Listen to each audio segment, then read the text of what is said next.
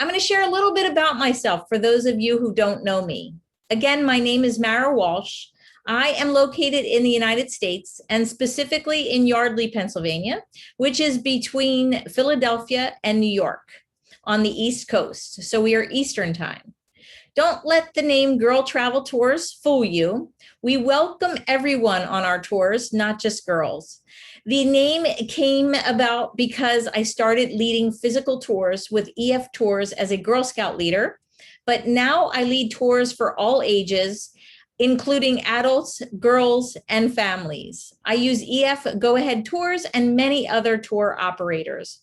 But when we're unable to travel physically, I started traveling with my tour guides virtually. There's a couple reasons why I started this virtual tour series. One, I really wanted to support the tour director community during their time of travel restrictions where they were not able to work. And I really wanted to keep the excitement of travel alive for my travel group and also extend that opportunity to those of you who've learned about us and our tours through your friends, your family, social media, Google, YouTube, however else you came across us. We've done more than 50 tours since COVID struck. If you would like to access any of them, they are all recorded and available on my website, girltraveltours.com. There is a virtual tour drop-down menu, which will show you access to all the recordings. You can also access them through my YouTube channel, Girl Travel Tours, and also the Facebook page. We have several more tours planned for the coming months, and we are going to be coming live every week through the end of the year. We're going to the Great Barrier Reef next week, followed by Costa Rica, Sicily, Northern Spain, which was a reschedule from last month. So we will finally get there in December. Bethlehem, just around Christmas time. And we're going to do a Christmas markets tour of Europe in our Christmas break, which is, I think, on December 28th, that one is. Check back as we add new destinations to our list in 2022. As long as you're interested in viewing these virtual tours, we will continue to produce them. I want to say hello to everyone who is joining us on Facebook. And I want to do a little shout out again. I wanted to warn everybody about the scammers online. You do not have to pay for a link to access my virtual tour presentations. No one should have to pay to enter the Zoom calls or attend it on Facebook. We do accept tips for the guides during the presentation, but we do not charge to enter the presentation. Okay, I want to review a few ways for you to interact with us during this event. Feel free to ask questions about the tour director, or my travel program by using the Q&A link on the Zoom toolbar. We will also have a Q&A session after the virtual tour presentation, so feel free to add questions in the question section so that we can address them. If you want to communicate with me offline, you can do that through the chat, and I can get back to you during the presentation the best that I can. Okay, so I'd also like to include an interactive poll, which I always do before we start our virtual tour presentations. This gives us an understanding about the familiarity that you might have with the region and its history. So I'm going to launch this poll now, and the poll goes, what is your connection to Easter Island? I've been in love it. I have a trip booked. I plan to go in the future. I have no set plan, but I'm interested in the location, or I am solely interested in experiencing it virtually. I'm going to give you a minute to answer the question while I tell you that I do not have a trip booked, but I am so interested to go in the future. So I would be right in that middle section of I plan to go in the future. We have about 57% of people who have no set plans, but are interested in the location. I think everybody is interested in this location. It's so mysterious, and it just has so much, undiscovered information. So I think everybody's interested. So I'm going to end the poll so that you can see the results, but essentially we have most of our audience who is either here to experience it virtually or who's interested in the location. We have very few who've been there, but we do have a handful or so. So I think that's awesome as well. So we're going to share the results so that you can see them, and we're going to move on. If that pop-up window does not come down, you can click on the little minimize button, and you'll be able to see the presentation again. Today's tour, like all of our tours, is scheduled for 90 minutes plus the Q&A. So I am hoping that you are all ready for us, whether it's morning tea for those of you in Australia, or an afternoon snack, or even an evening dinner for the East Coasters here. A tour wouldn't be complete without a fantastic tour director. We're lucky to have back Laura and Carlos from the southern tip of South America. They both bring their passion for Easter Island today, and I can't wait to see their perspective.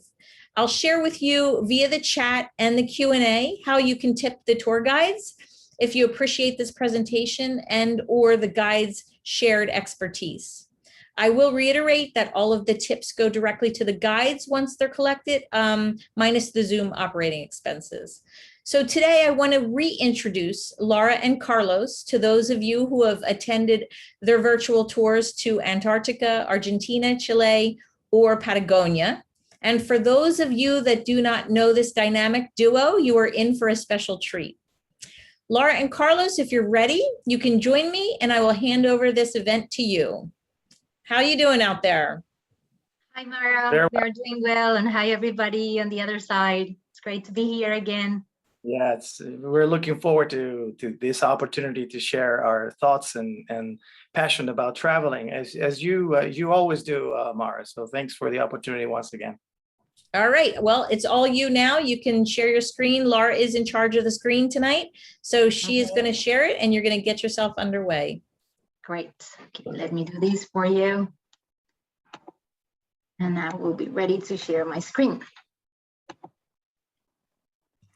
Okay, just give me a second. I want to hide this meeting controls so that you can see my full clear screen. So that should be okay right now. So yes, hi everybody again. I am Laura. I'm my husband Carlos. We are not together today because he's in Chile and I'm in Buenos Aires. We started traveling a bit, but we wanted to share with you Rapa Nui, Easter Island, or Isla de Pascua, as we call it in Spanish. We've been there several times. The island belongs to Chile, so that's Carlos's country. And we want to share with you our experience there, the times that we've been there.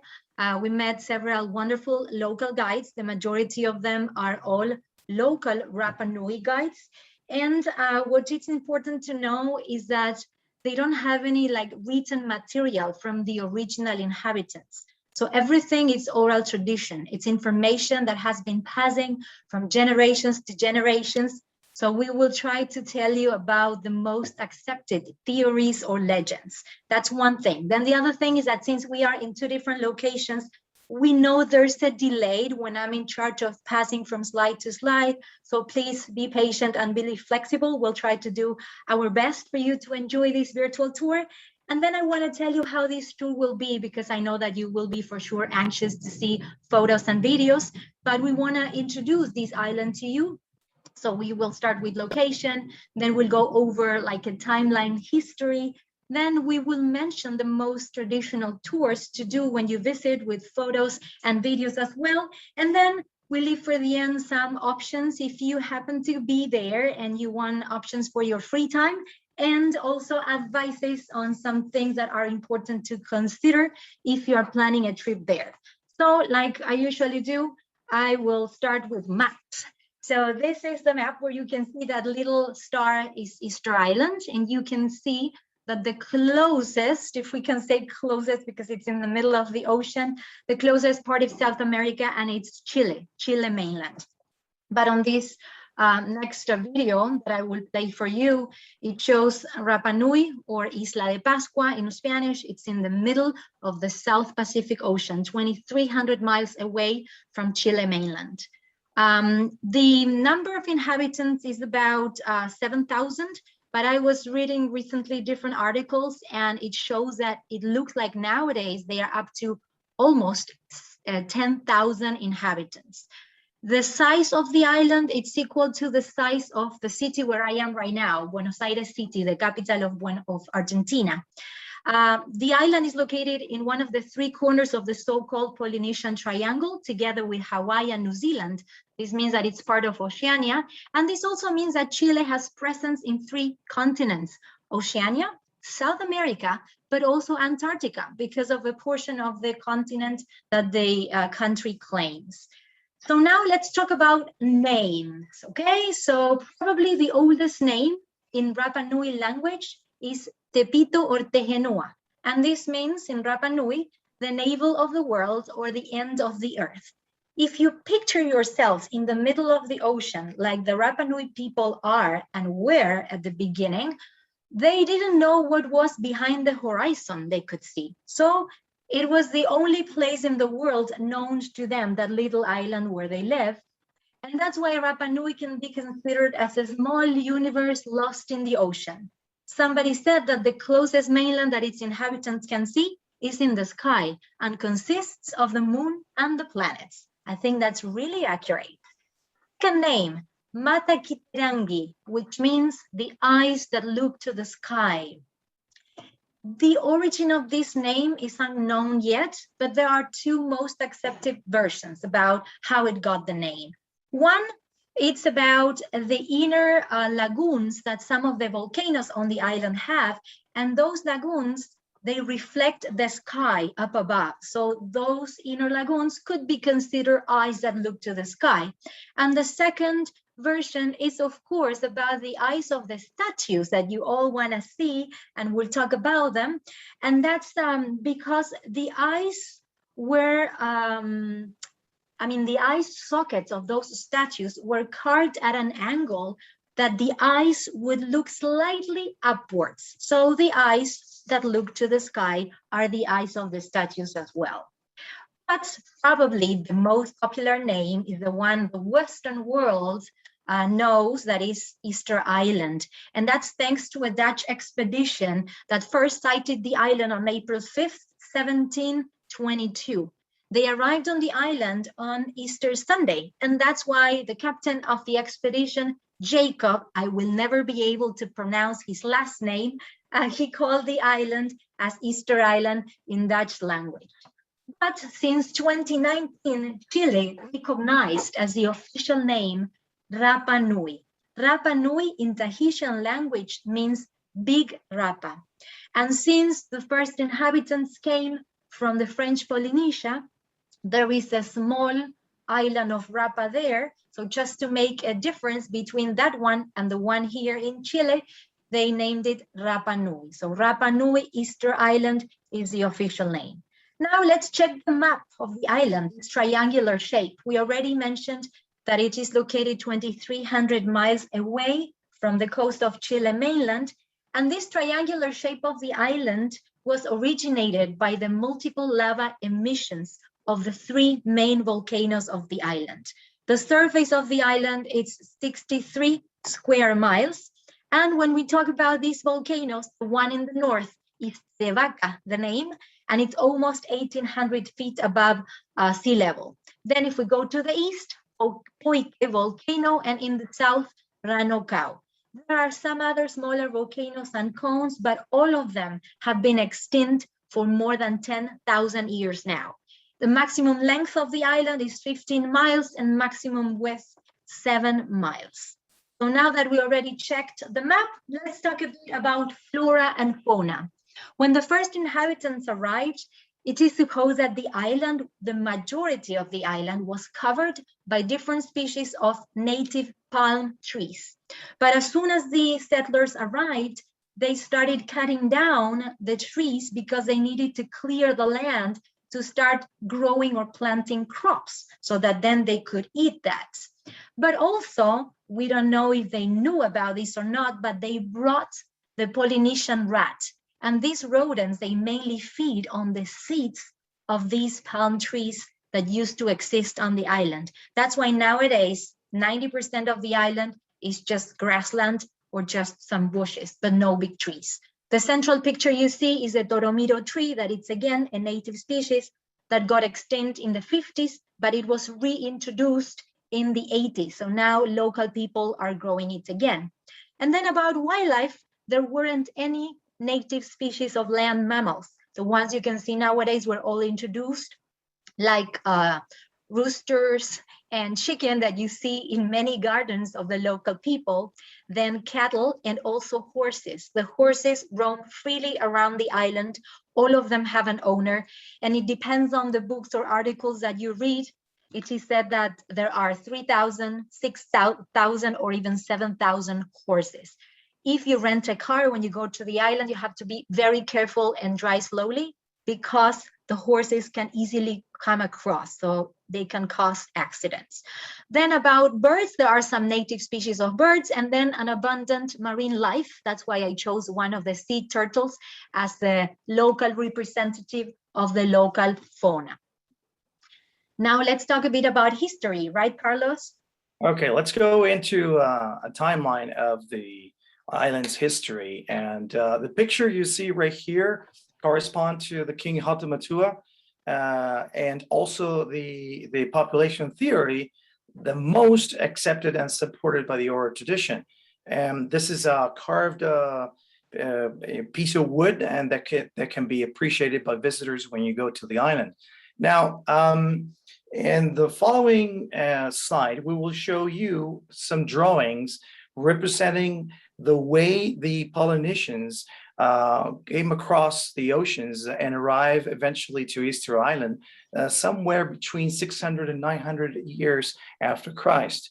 And in the next slide, we will see how this theory it's put together. The early inhabitants came to Easter Island from a small island called Hiva that belongs to the Marquesas Islands, distant some 26 miles away, and they were coming on their boats, on their rowing and sailing, which was already quite an accomplishment given the very limited tools they had.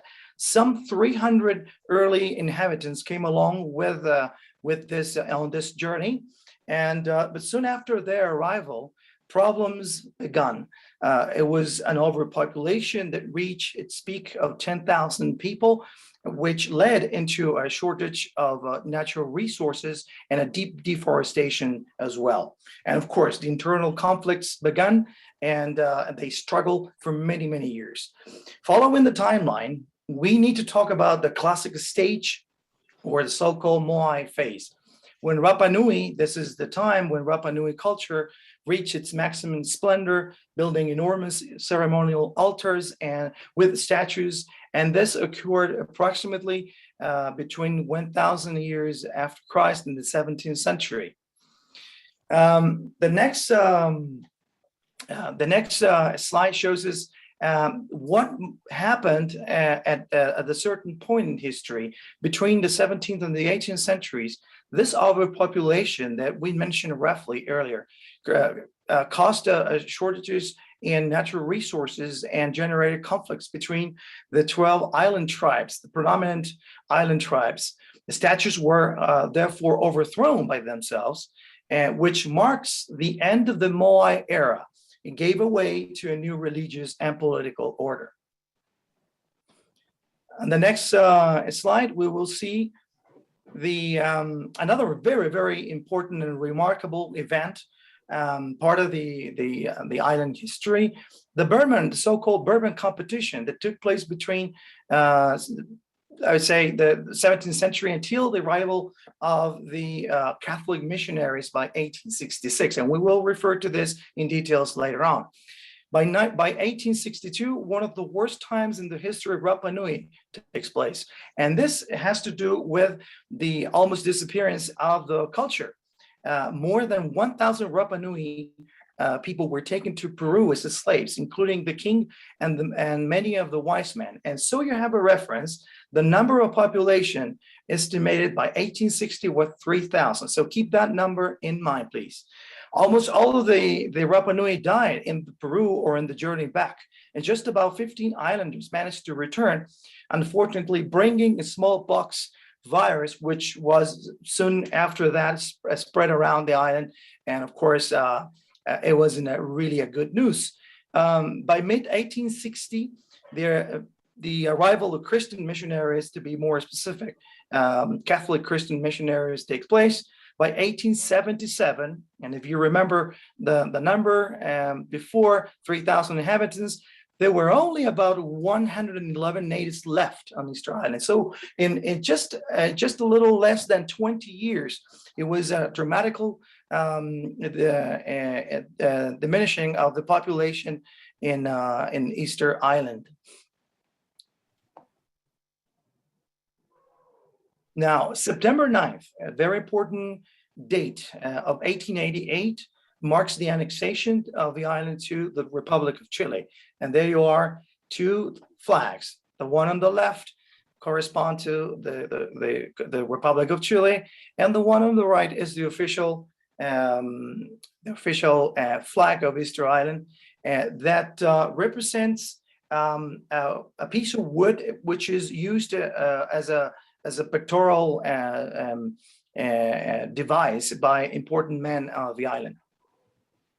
Continuing the timeline, we will read this, that in 1903, the island was rented out for 25 long years to a Scottish Chilean company called Williamson Balfour that created the so-called Easter Island Exploitation Company and run the entire island as a sheep ranch, and brought into the island something like 70,000 sheep.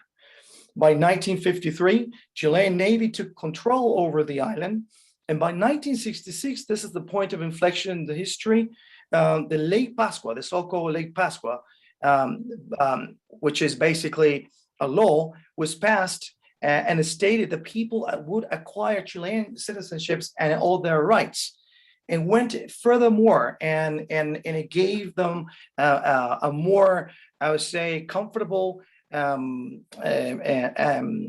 environment as far as local people to live in the island, and stated that only Rapa Nui people would own land.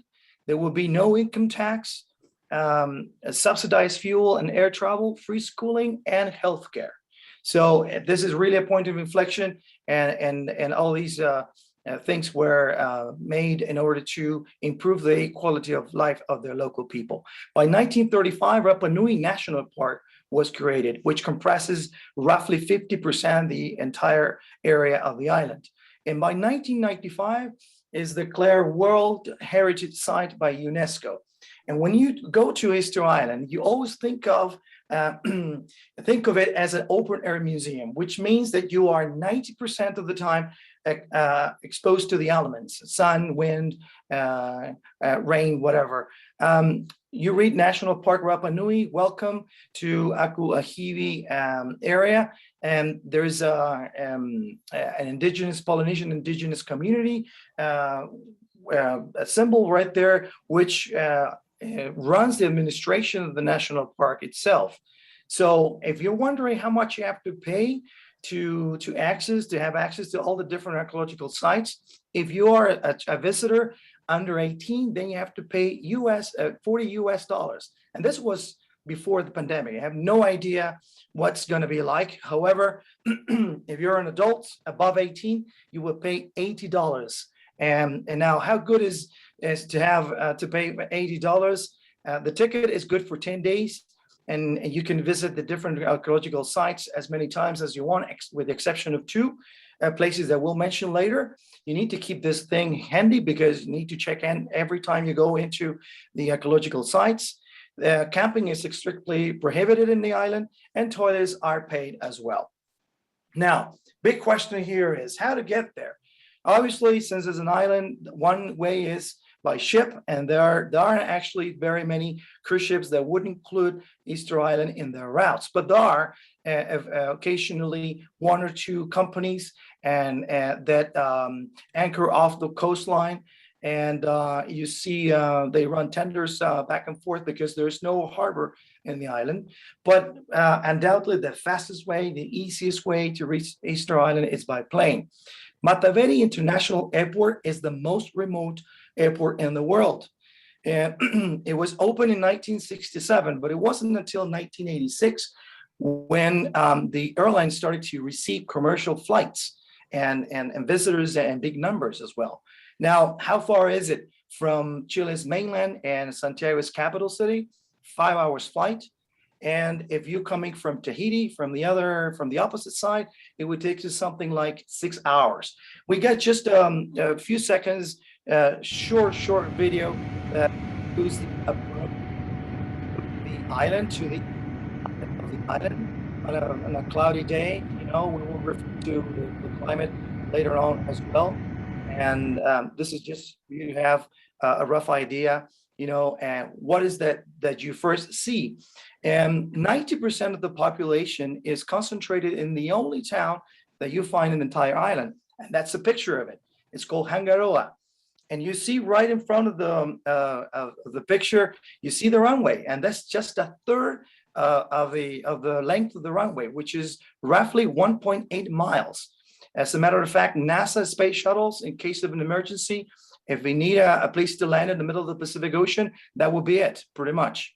The type of aircrafts we use, they come, I have to say, almost full all the time, are pretty large. They're run by LATAM, one of the largest airlines of Latin America. This is Flora, getting off the plane. As soon as you're off the plane, the very first you see is this very simple architecture kind of building, and that you walk through, you pick up your luggage, and then you're soon greeted by the local people and the way they like us to be greeted, and with this flower arrangement that is put around your neck.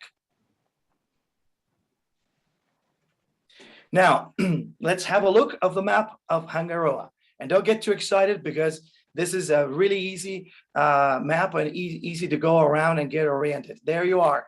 The airport, the runway, and the area highlighted in red would correspond to what we will call downtown. But that's actually an overstatement for an island like this, because there's no high rises, there's no high buildings. All of them are single-story buildings, very simple architecture in terms of building materials, stone and wood, basically, combination of it. Cobblestone streets, it's basically 3 main streets down the center of Hangaroa, where you find along its way restaurants, cafes, you find car rentals, bicycle, motorbikes, you name it, and also grocery stores as well, and pharmacies and so forth. So after seeing for a bit downtown Hangaroa, I want to tell you about the main elements of the archaeological sites, because in a few more minutes, we'll start telling you about the most traditional tours to do when you visit the island. So this is one platform, and there are 3 Rapa Nui words that we have to learn, because we will mention them throughout our presentation. So the platform of the monument is called Ahu. Ahu is the pronunciation. And the statues are called Moai, Moai. And the top knots are the Pukao. Pukao is the word for top knot. But let's talk a bit more into detail about each of these 3 elements. So first of all, the base of it, the Ahu. The Ahus were the political, social, and religious center of the people, and all the important gatherings took place here. These were sacred places dedicated to ancestral worship.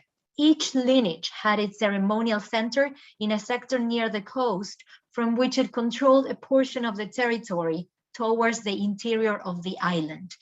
This is because these Rapa Nui people, they never felt there was a threat that could come from the ocean. So these statues, these platforms were there to protect the village that was located in front of the monument. So the word Ahu designates the entire monument, but it's mainly used to describe the main element, that is the altar or platform. The last Ahu were built around the 17th century, and for about 500 years, 300 Ahu were built. The majority of them are along the coast, and some of them were built following a precise astronomical orientation.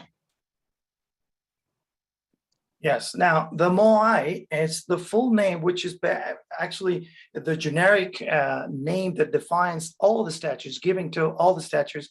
It's pretty long. It's Moai Arinaoa. That translates into living face of the ancestors. They were built to represent precisely their important ancestors, and also to project what they would be called the spiritual power or mana, in order to protect its people. There are almost 900 of these moais on the island facing inland, except for one side that we'll refer to later. A team of carvers could take from months up to 2 years to finish a single moai. And once the moai was set up on its ahu, the eye sockets were sculpted. Long fingers represented a sacred, powerful person who was not born for work, but to transfer his wisdom instead. The last year in which a visitor reported having seen an upright moai was back in 1838. And one of the most well-preserved moais is found nowadays in the British Museum. Now, when it comes to the sizes and weight of these different moais and statues, we will have, they vary from 10 feet up to 27 feet.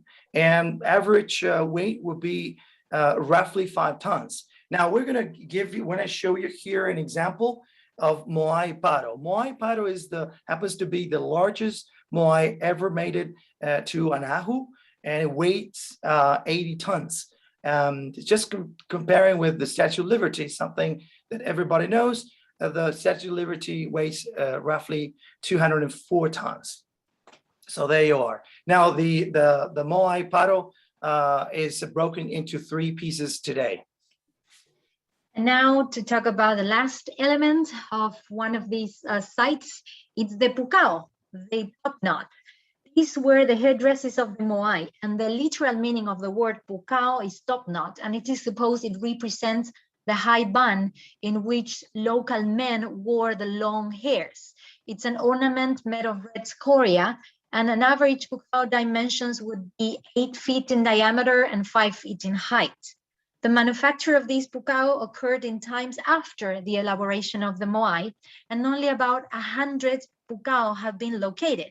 But how come? Because Carlos just mentioned that there were about 900 statues, Moai, that were found on the island.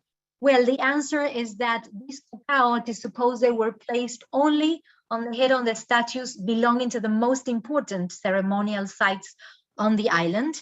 And by having the pukao, the statue was enhanced even more because they gained in height and looked more imposing.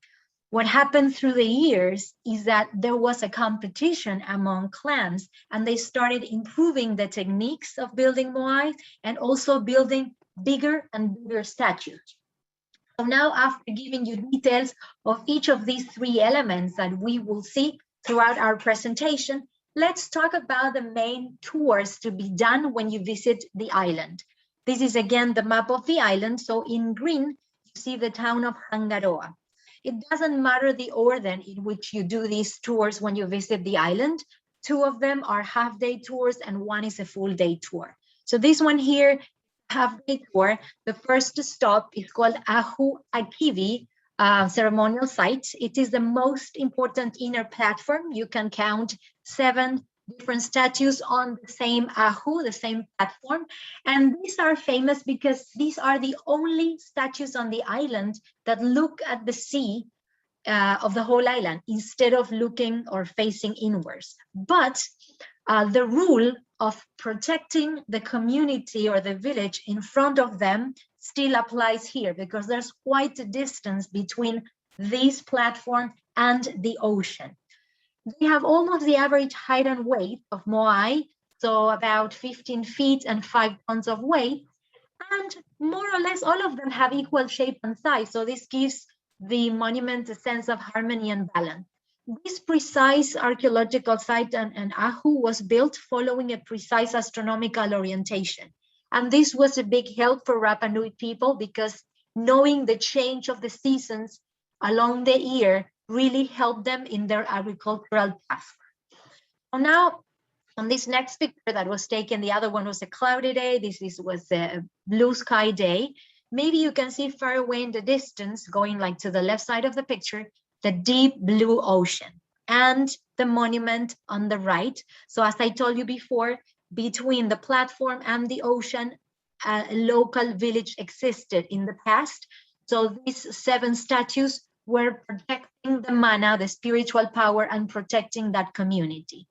But I have to tell you about the main Rapa Nui legend. the legend of the 7 explorers that are represented in these 7 statues.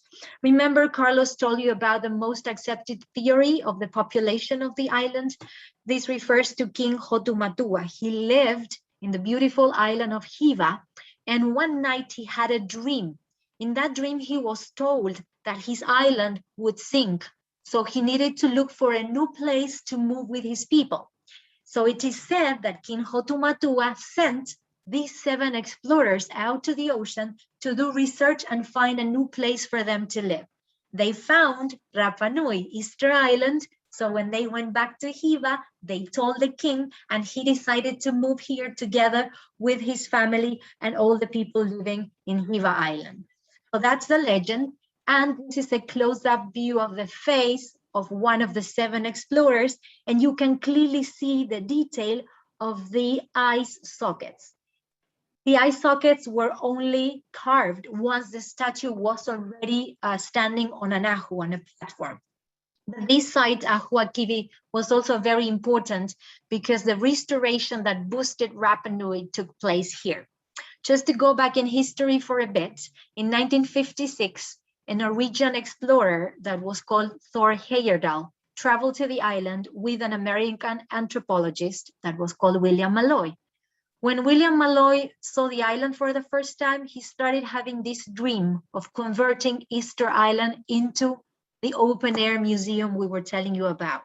So he went for a second time, and in 1960, together with the local anthropologist and a group of more than 20 people, they worked during 7 months to restore Ahuakivi.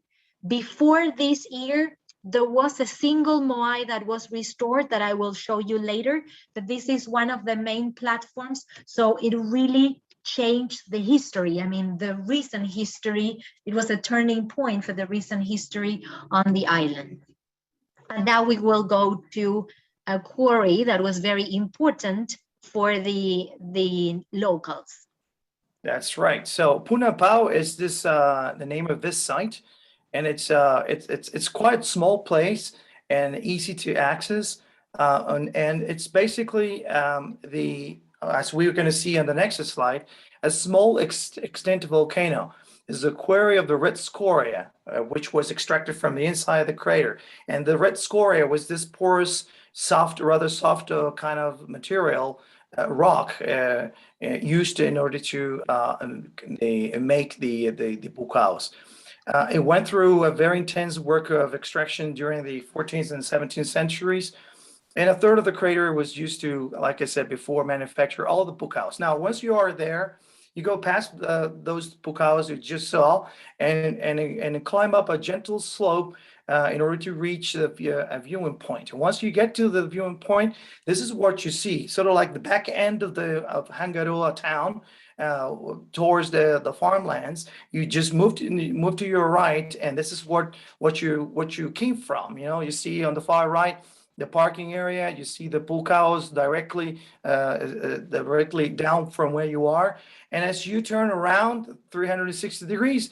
180 degrees, you then face the crater itself. It's a very small crater, and there's 2 things you need to have in mind when you visit this site specifically. And one is it has to do with the transfer of these pukaos, and they took advantage of the cylindrical shape to transport them rolling them on roads prepared especially for this purpose.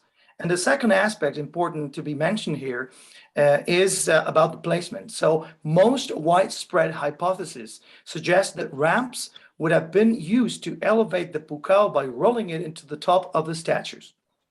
This is, again, a picture of the same place, and you take a slightly different trail to get down and out of this beautiful site. Now, those 2 were part of the half-day tour. Now let's have a look of the full-day tour. What is it you do during a full-day tour? This is the big day. A lot of people are really looking forward to this day because it comprises a lot of ground, as you can see highlighted in red there. And also visits some of the most iconic sites of the island. So let's go one by one. The first site is the Akahanga. Akahanga, it's one of the few sites that has not been restored at all. It was left as it was found pretty much in modern times.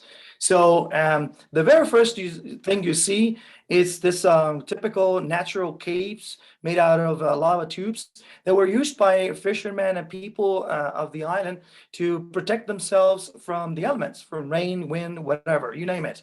And here's a picture of people walking inside. So you see how big or small, depending on how many people you have. That's Laura herself right there thinking and maybe meditating about it.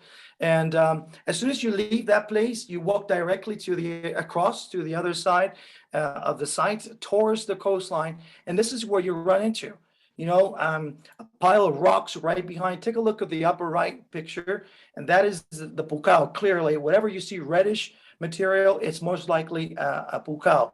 But you look directly behind, you see a pile of rocks, that used to be an ahu. That was the platform and totally destroyed. And you just keep walking and you run into toppled moais. Like the picture down below, you see two moais that are facing down. They're almost intact. Their bodies, they don't seem to be broken down into small pieces or anything. Now, in this video, you will see how close you can get to the moais, to this specific site. Of course, you have to respect a certain perimeter, but within that perimeter, you still get a pretty nice close-up views of these moais. Now, we're going to fix our eyes into that moai right on top. This time is facing up. You can see the belly, very well-defined lines on their chin, the eye socket, as well as nose and lips, just like that one that we show you in the previous slide as the picture. So now we leave, during this full day tour, it depends on the company that you hire for the tour. There are some of the first stops that can vary from tour to tour. So the guide can pick the place where they want to take you. All of them are along the coast. But then for sure, it's a must visit place. This one that I'm going to tell you about, and it's definitely one of my favorite places. It is a volcano, which is not one of the main three that I showed you on the map. This one is called Rano Raraku, and it was the quarry from where all the Moai were built and carved. So the word Rano describes volcanoes that have an inner lagoon, and Raraku means striped or grouped. So it is supposed that it got that second name because of the striped walls here on this side of the volcano. The maximum height is 525 feet. And as you can see on the picture, inside the crater, there's a freshwater lagoon that is originated by the frequent rainfall that the island gets. Now, when we are driving, we have to go left. We leave the main road along the coast. And sometimes we try to stop for a first glimpse, a first photo of the volcano, but not only just to see the shape of it, but to start recognizing far in the distance the heads of the Moai, those heads that they seem to be like growing from that green grass on the side of the volcano. When these first heads or photos appeared and became more popular, many people believed that they were just heads, that the statues were only the head of the Moai. But specifically about the volcano, the material that we find here, it's the unique type of rock that is known as the lapilli tuff. It is softer and lighter than the basalt that was used at the beginning, but it's harder. So then it was just used to make some of the tools that they used. 397 Moai have been counted in the quarry. This means that it's almost 40% of the total, and they are in all different stages of carving. Now we'll see that. And the work of carving here spanned more than 500 years, from around 1000 years AD and ending in the mid-18th century. So as soon as we park our car, there are restrooms that we have to pay for. In general, it can be $1 per person, or $1 is good for 2 people. Then there's a little cafe and some souvenir stands as well. And then this is the official entrance. Sometimes our local guides, before we enter the site and the quarry, they want to briefly explain about what we are about to see. And they explain about the trail, which is pretty easy, and it's about 1 mile long. There's only one steeper part, but you can always remain on this lower level, and you would still have a great close-up look of the statues. As soon as you pass by the entrance where we need to get our tickets stamped, because this is one of the places that you can only visit once with your tickets, there's a fork. So if you go left, you can visit the crater that we saw in the picture. If you go right, you go directly to the quarry. In general, in my case, when I go there, I dedicate my entire time just to walk in the quarry, because then on another day, different tour, we visit another volcano that Carlos will tell you about. And the crater and volcano are more impressive than this one. And we can only visit the quarry once, so it's really worth the visit. So suddenly you are walking in the middle of all these giant heads. Through the years, and because of all the research that has been made here, we know now that they were not only heads, that many of these statues, they remained half buried, standing in some pits that were previously excavated in the ground in order to finish the carving of the backs of the statues. Those buried parts were protected from the elements, and that's the reason why they were better preserved than the exposed part. The same excavation that took place here revealed that the length of those heads corresponded to approximately 1/3 of the total length of the statue.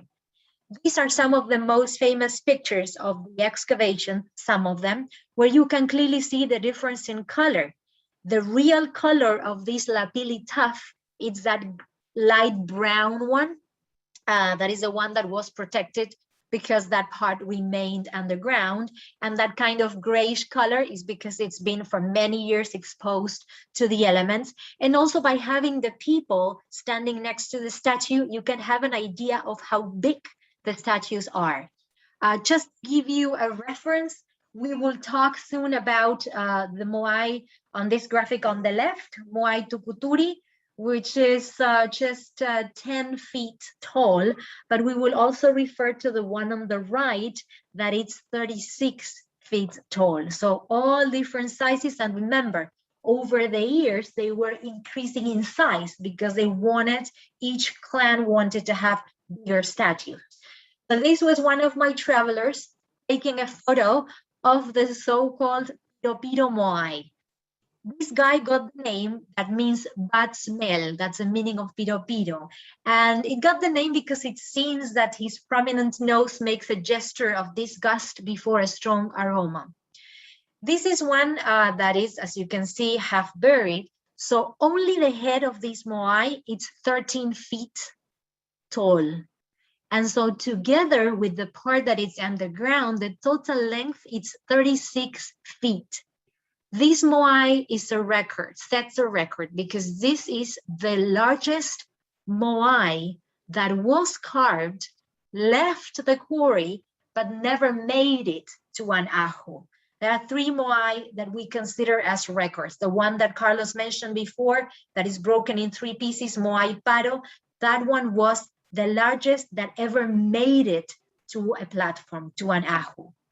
So this is Piro Moai. That's my picture with this guy that I really liked from the first time I visited the island. And when you are walking that section of the trail, you can easily take really close-up pictures, and you can see the details of the head, the nose, the mouth, and you can also tell from these pictures that the eye sockets are not there, because as we said before, they were only carved once the statue was already standing on the platform. And well, this was way before I met Carlos, my husband, so I fell in love with the Moai, and I wanted to share this love story with you. I was really impressed the first time I walked here in the quarry. It's something very special and very magical. The guy here you see on the right, it's called Hinariru Moai. So he's also known as the crooked neck Moai.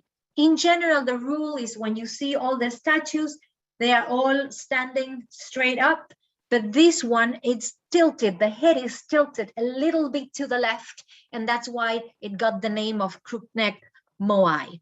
Now, this is part of a video that I cannot play because, of course, it's from Smithsonian Channel and it has copyright, but Mara will share with you a PDF document that we prepared for you with some really interesting links and videos in case you want to go deeper into this subject of Easter Island. But I could take some pictures from the video. So this is a local Chilean archaeologist, and she's explaining how the statues were carved. Of course, the carvers needed to have room, space between the statue they were carving and the walls of the volcano so that they could work with the stone picks. Once they were starting carving the sides, as soon as they finished both sides and the front part or the top of the statue, they had to gradually undercut the statue from the mother rock. So what they did is they only left at a certain stage, they only left a narrow spine that was attached to this mother rock. And then that spine was carefully chipped away until it was free and it was resting on some of these kind of stone supports. After this part of the process was the time when they had to slide the statue down the hill, and they already had those pits that I previously mentioned. So they were putting the statue inside the pits so that they could work in the carving of the back. Of course, it was very fragile, so they needed to be very careful because several statues, when you visit the quarry, they were broken. So they were halfway through, they were abandoned because as soon as the statue fell and broke, the mana, the spiritual power that the statue would have, was lost forever. So they had to start building a new statue, a new Moai. I mentioned when I showed you the map that there's a higher level in the quarry that it's optional because there are some uneven or irregular steps.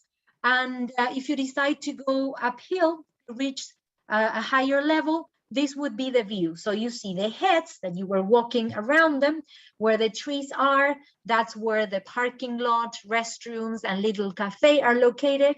And as soon as you reach this higher level of the quarry, is if you want to see some of the Moai that were in process. So the sides and the front were finished, but these guys never make it to the coast and they were never standing on a platform. There are 1 and 2 in there, and there's a big one here. This is the head, and now you will see kind of downhill the rest of the body, but I will show you anyways a picture of this giant Moai. We locally call it the giant. Anyway, if you have a look, you know, from the bottom, you just see a rock, I mean, or many rocks. But if I highlight this, then you can see the Moai. The head is up here, and then the rest of the body.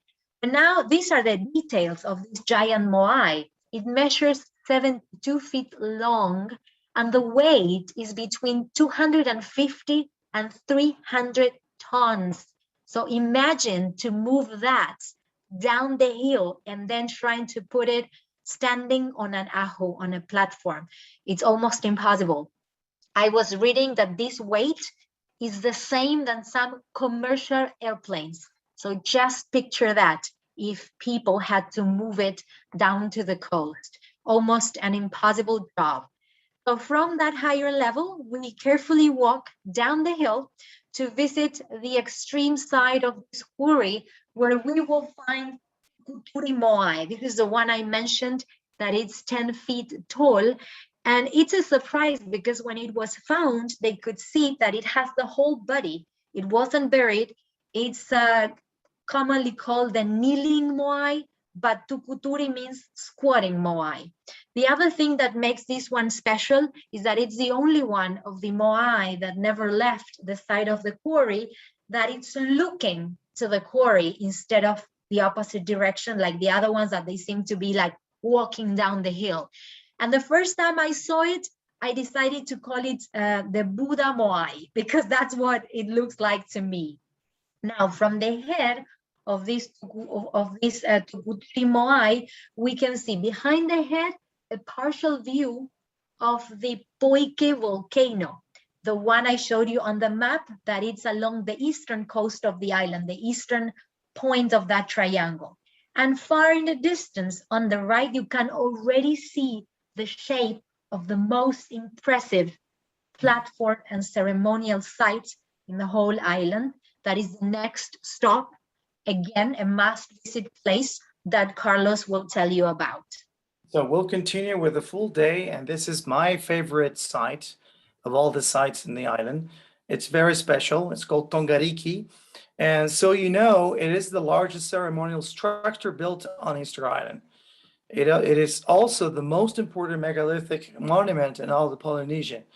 And the central platform measures just roughly 328 feet in length by almost 700 feet and in total, and just summing up the lateral extensions and wings. Anyways, as you walk into there, you don't only see the 15 moais all together, as you see in this picture in the back, but there is another moai over to your left. You walk into the site and go left immediately, and this is what you encounter. This is known as the traveling moai. Why traveling moai? Because it was shipped back in 1982 to Japan to participate in an exhibition there. And what's the story behind this? Japan and Easter Island, they have actually had very friendly relationships, and they've been cooperating one another in different matters. And when it came to restore this specific site, Japan showed its interest and helped tremendously in accomplishing that mission. So there you are, the traveling moai. It's a lonely moai. You see a traveler standing right in front of it. You see also a group of pukaos that were lined up and left aside. They were in very bad stage of deterioration, and it couldn't be reused when restoring the whole site.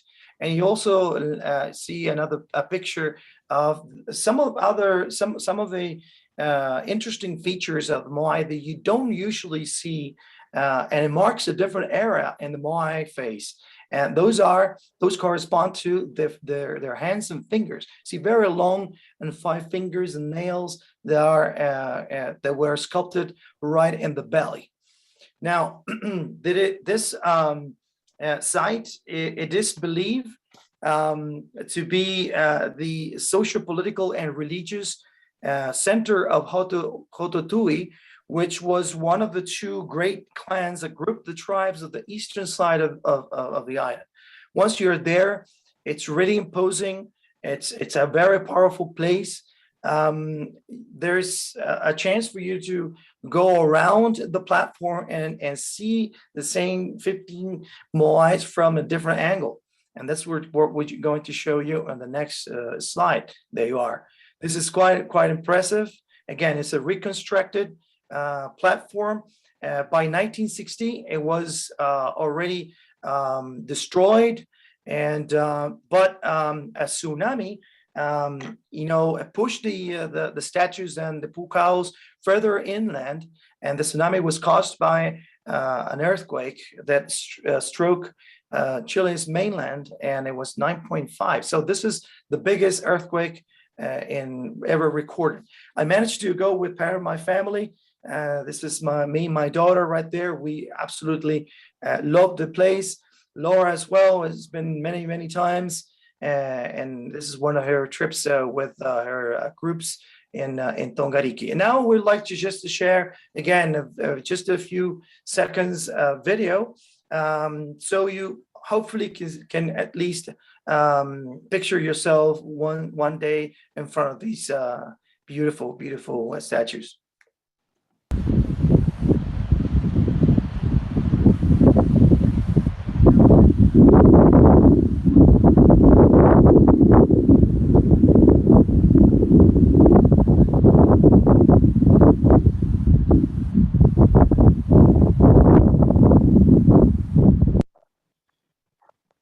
Tongariki, it's again, together with the quarry, it's one of the most impressive places on the island.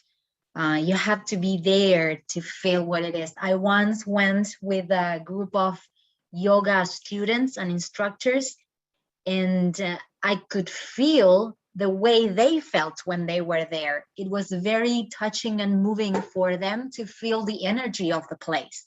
But to finish this full day tour, we have to stop at this place, Anakena, and that's because it's the one and only beach of Easter Island, where you can see the deep blue ocean with the palm trees that were brought from Tahiti in the 60s. You can also go there by taxi from downtown. So if you go straight from downtown to the beach, it would take you 20 minutes.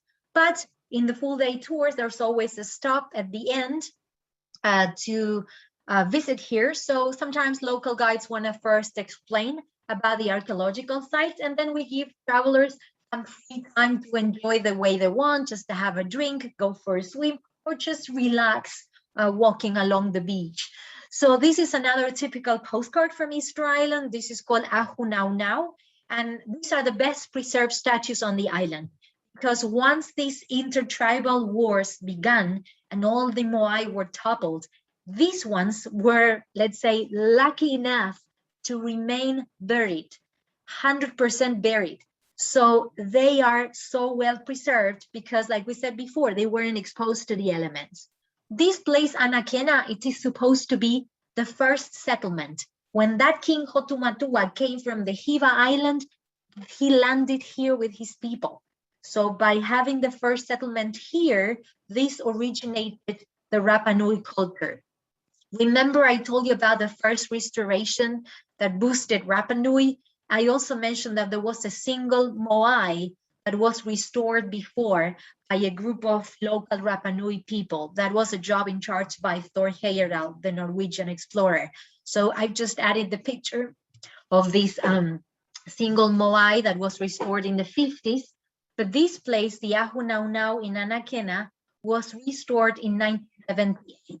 And what happened here that was also very important, the first Moai eye was found. When they were doing all their research and excavations, a local archaeologist, Sonia Haoa, she found broken pieces of white coral and red scoria. And when the team put it together, they realized it was an eye of a Moai, and they decided to place it inside one of the empty eye sockets, and it fit perfectly. For many years, and many other people who did research here, since they never found one before, they believed that the Moai only had sockets, but no eyes. So this was the coral eye that changed the history, and it's exhibited in the local museum that I'll show you later. After finding this one in the same site, many other broken pieces of ice were found. So very important discovery that was a milestone again in the history of Rapa Nui. Another beautiful view of Ahu Nau Nau with the palm trees in the background. And this is the time where you can just really enjoy the temperature of the water. Annually, the average is between 68, 70 degrees Fahrenheit. It's really nice. Every time we go there, we try to encourage our people to walk along or just go for a swim. It's really warm and nice. Nothing the same than the western coast of Chile, that is also the Pacific Ocean, or even in California, where it's much colder, the water temperature. Around that beach in the middle of the palm trees, there are some picnic tables. And this is Carlos's brother-in-law, the time when they went together as a family. They took some meat from Chile mainland to the island. They flew it over and they prepared a barbecue one day for lunch. But if you don't have the supplies to cook your own barbecue, are these kiosks that are run by local Rapa Nui families. So you can try beer or some native or natural juices, or go for a meal if you happen to be there around lunchtime. So that's the last stop of the full day tour, and we'll tell you now about the third traditional tour that covers the southern portion of Rapa Nui Island. That's correct. The southern portion of the island it's around Rano volcano, and this is a picture of it and how it's seen from the coastline. And as you see, pretty rocky breakers there. If you choose to reach the rim of the volcano on foot, there is a hiking trail that you can take directly into this area. And now, when visiting the site itself, everybody must check in and show their tickets and go and walk through this little building here that works as a visitor center. And the very first thing you see on the floor is the Birdman figure, and that we'll refer to just in a little while. And once you're in there, of course, you want to gather around with your group of people and the notable local guides. And then soon after you leave the building, you run into this very nice gentle trail. It's 1 mile round trip.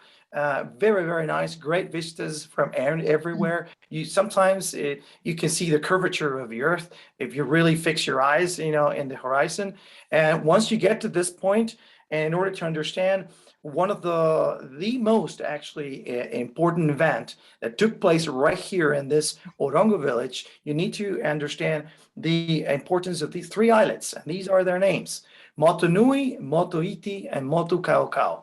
So they're just distant, just 1 mile away, where the sooty tern, the bird, this specific bird, used to lay its eggs every year and a certain time of the year. So what I'm about to tell you is the famous Birdman competition. You see this figure here, half human, half bird, holding an egg in his hand. So the competition consisted of sending warriors representing each of the clans, competing for being the dominant clan for 1 single year. So and what they wanted to get was the egg of the sooty tern and bring it back to Orongo village. So in other words, they needed to leave the Orongo village, which was located on the rim of the crater, climb down the cliff, just what you see, get inside the ocean right there, infested with sharks, and swim across 1 mile to reach the islets where the sooty tern birds would lay their eggs. They needed to climb then into these islets, rescue an egg, and bring it back safely to the same village. So they needed to reverse the same process, swim across another mile, and then climb up the cliff and reach the top where the village was located. The first one to accomplish this task will become the predominant leader and the leadership, to be practiced for 1 entire year. So this is the so-called Birdman competition, or Manutara.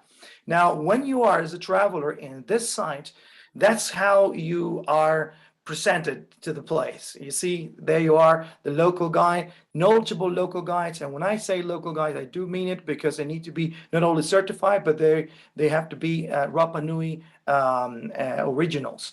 And when you turn around from that point, this is what you see: 54 stone houses built on the impressive rim of the Rano Raraku crater. And these houses were only used during the Birdman competition, nothing else. So you just keep walking, and you lead, then the trail will lead you into the Rano Raraku impressive crater. And this is what you're going to see right next. So Rano Raraku stands for a large or wide volcano with a lot of water. So the large lagoon measures roughly 1 mile in diameter, and it counts numerous floating islands of Totara reeds in there. And also was and still is one of the main sources of fresh water available for the local people and local consumption. I managed to get to visit a different side of the rim and myself, which is not frequently visited by people in general terms. And this is the area where they extracted the obsidian as well, which was used, this hard stone used for building the carving tools. And it was all extracted from this point as well. So that's what you basically visit during the other half-day tour. And now I want to tell you about the Tahai ceremonial complex, which is located walking distance from town. In fact, on this picture, the upper left extreme side of the picture, you can maybe see the lights of Hangaroa. So this is one of the oldest settlements. The earliest remains here date back to 700 years AD. You can see one of my travelers enjoying that beautiful day. And you can clearly distinguish 3 different ahus, 3 different platforms. Between 2 of them, there's one of these stone paved ramps. There are only 2 beaches on the island. So then the rest of the villages, the people needed to build these ramps to put their canoes in and out of the water because the ocean was providing them the main sources of food.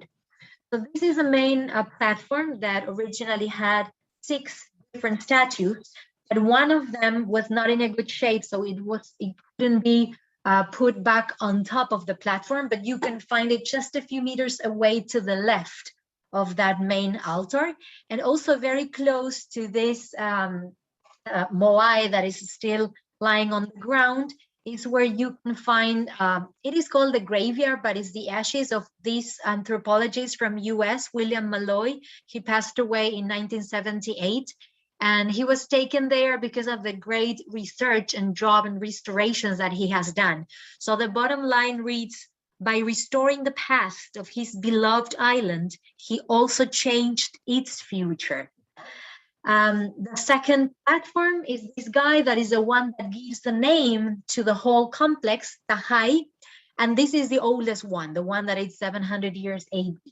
That's the one that gets all the attention when you go to Tahai.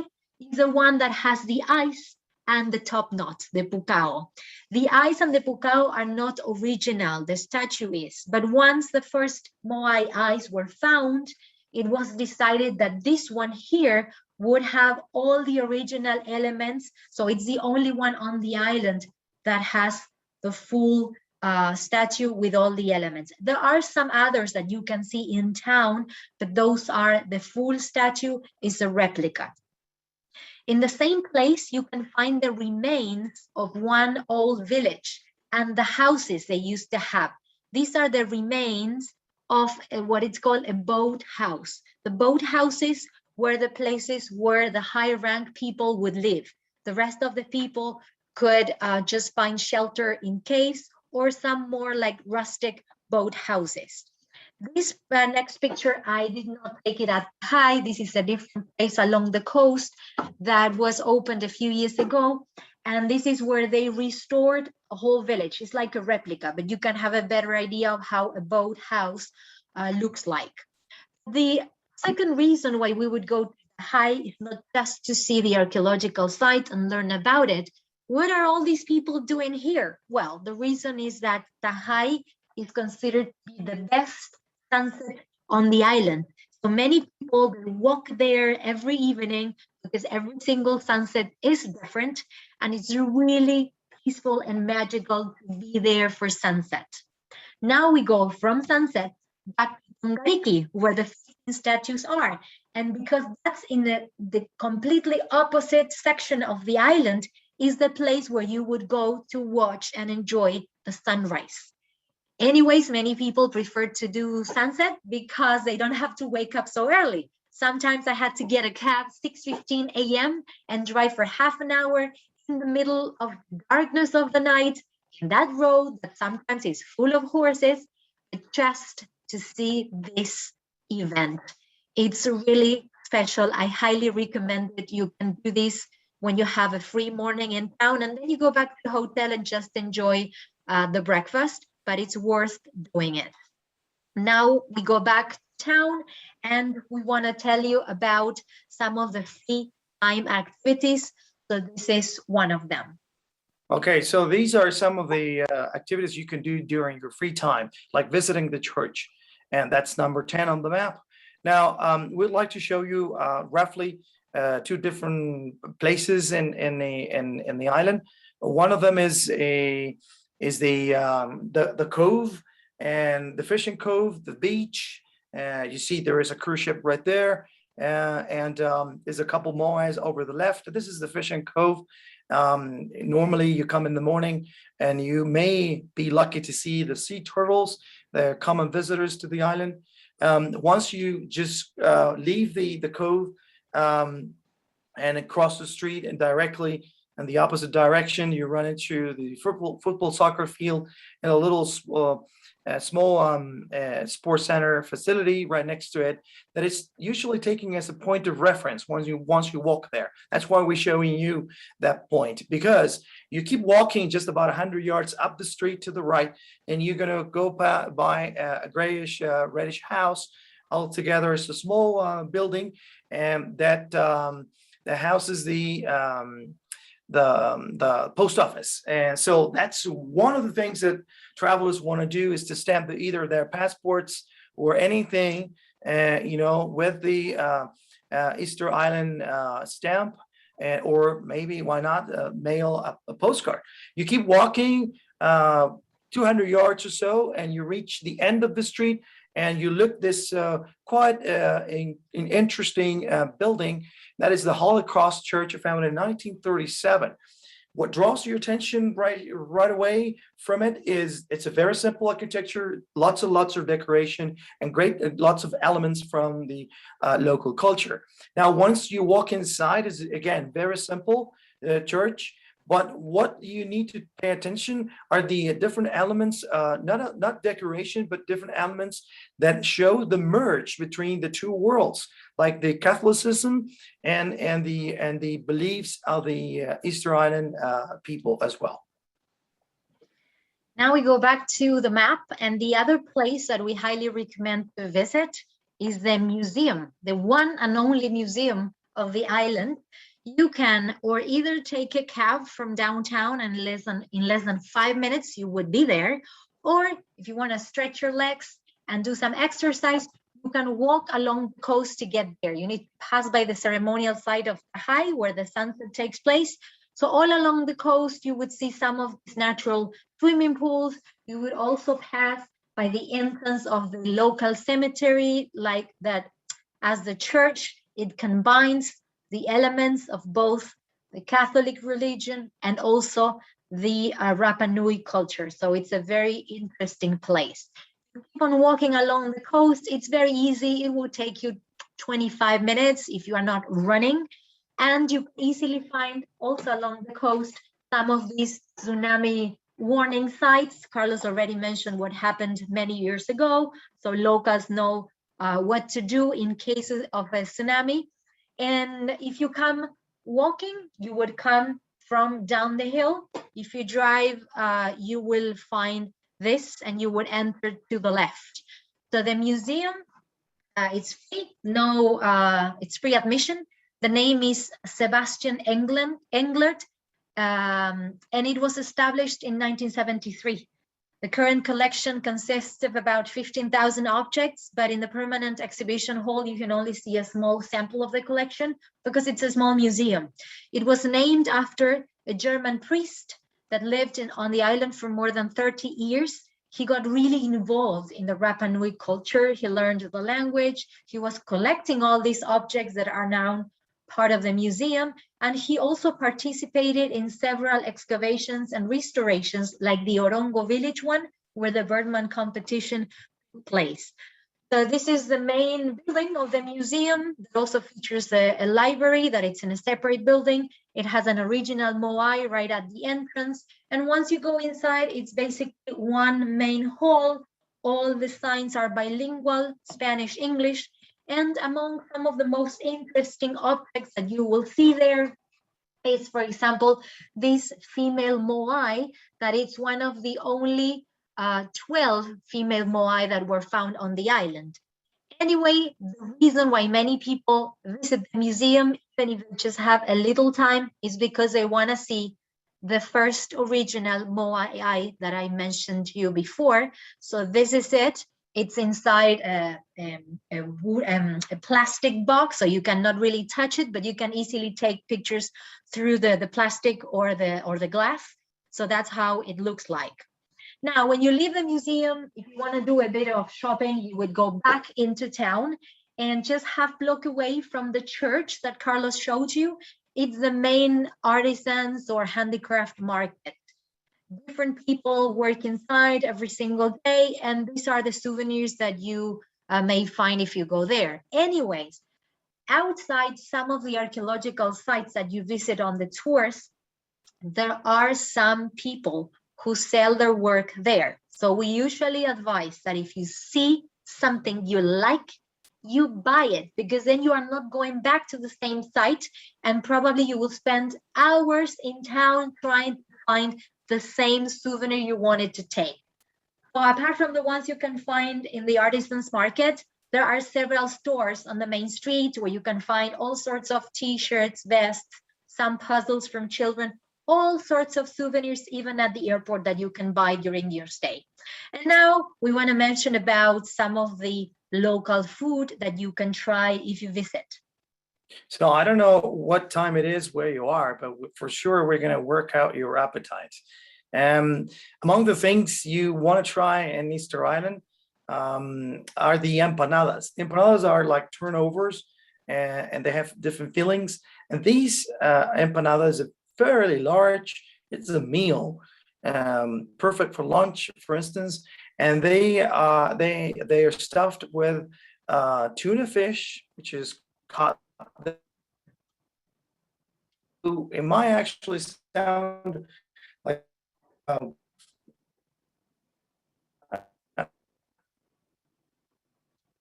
with one of the local beers, and it's called that it's locally brewed in Easter Island. It's called Mahina, the only one, by the way. Now, this thing here, it's called curanto. In Hawaii they call it luau. So it's an assortment of different ingredients, food and fish and meat and stuff and potatoes.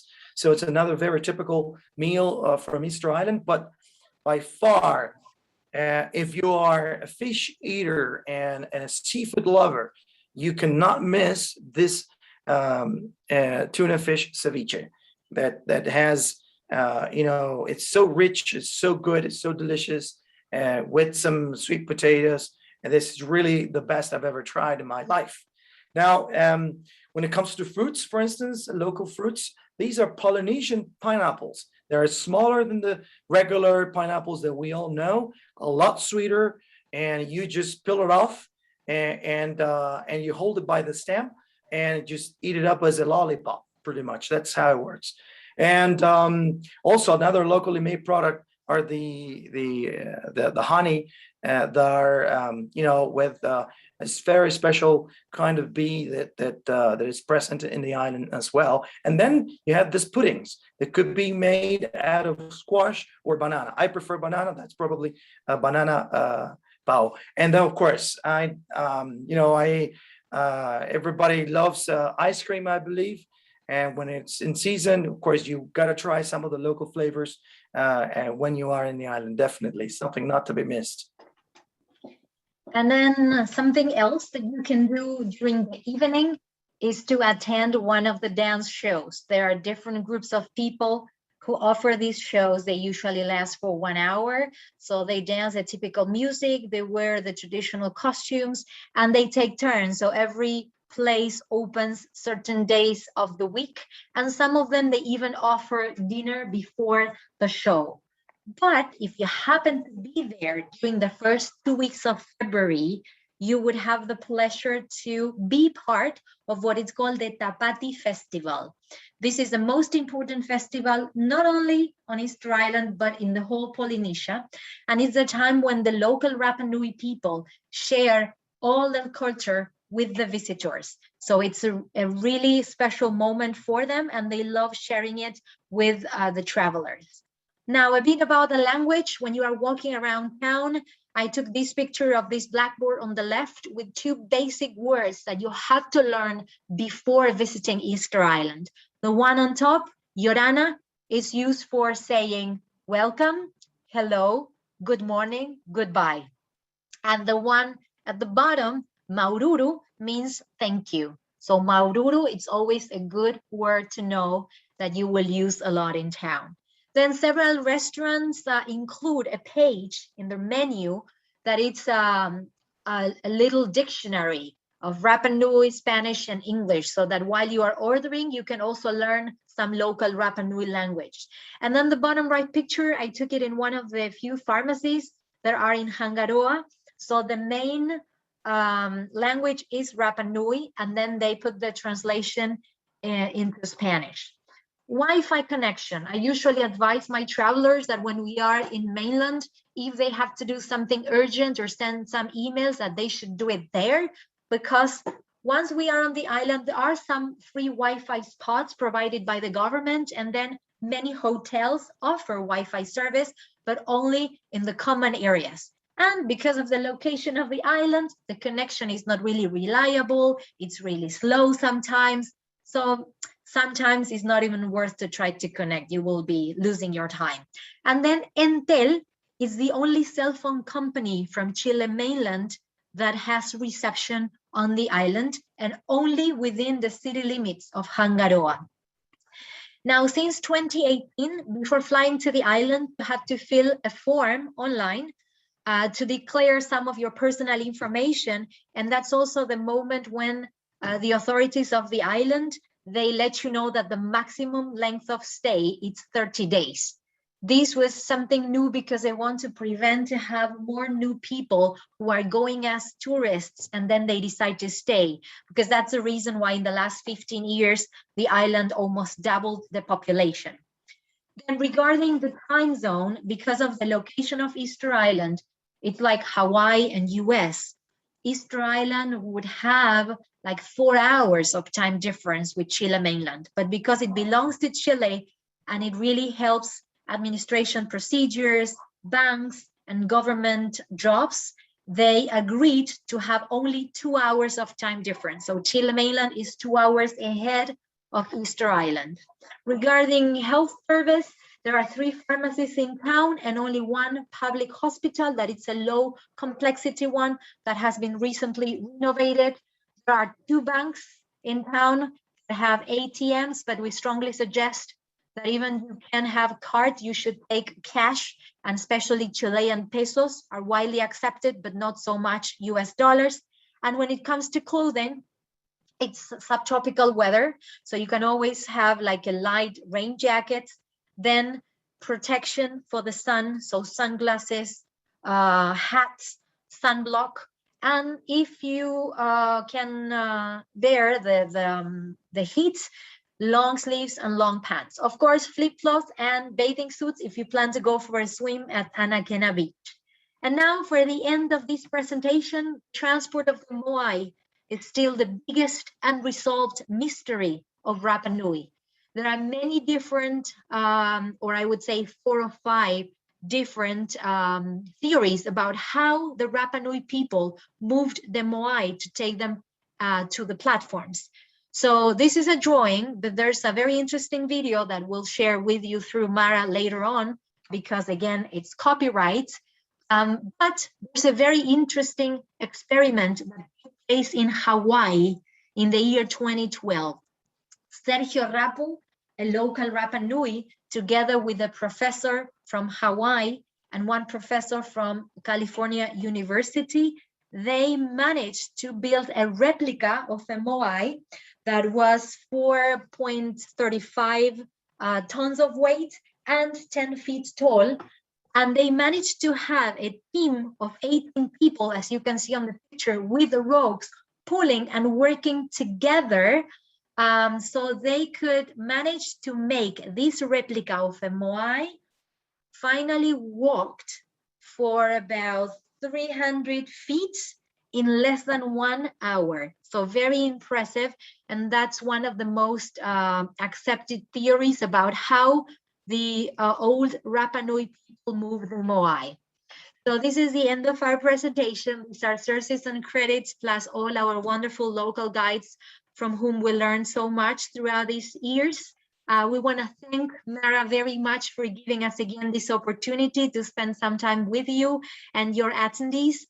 That's the information of our project, Passionate Guides, and our other virtual tours, or if you ever made it to South America, here we are. We will be more than glad to help you. And we want to thank all of you for joining us and travel virtually across the ocean to visit Rapa Nui or Easter Island. Thank you so much. Well, that was awesome. I knew I needed to put this on my bucket list, but now I'm trying to decide, do I want to go after I go to Antarctica? Do I want to go before I go to Peru? Where do I want to put this in? That's just an amazing place. I do have a couple questions just from my own sake. Obviously, it looks like there is a town to explore and there are the sites to explore. How many days would you put aside to do this trip? Well, in general, when we go with our groups, we go there for like 5 days, 4 nights, because you also need to consider about weather, but more importantly, flight delays. We don't know how the situation will be after the pandemic, but before the pandemic, LATAM Airlines was the only airline flying out of Santiago, the capital of Chile. And it's a long flight. So there was just 1 flight a day to Easter Island. Exceptionally, some days 2 flights. But if it happened to be just 1 and you were on that flight, it happened to me that the flight was delayed. So we were flying in the morning. We were supposed to get there like afternoon. And then we were having the first tour in the afternoon. But with the flight delayed, we had to cancel everything or reschedule or change the order of the tours. So we always need to leave at least like 2 free mornings or 1 free afternoon so that you can kind of play with the tours and work together with local guides. So basically with 4 nights, 5 days, you can do the 3 main tours we mentioned. You can go for the sunset. You can visit in 1 free morning the church and the museum together. Then, of course, you can plan a longer stay if you want to do some other activities, like they offer like diving, snorkeling, horseback riding as well. But I would say, I don't know if you agree, Carlos, but I would say that 4 nights, 5 days, it's a good number. Yeah, usually, yeah, I totally agree with what you said. And I was, because of the flight thing, it's very important to take into account. It's and the distance to cover and everything.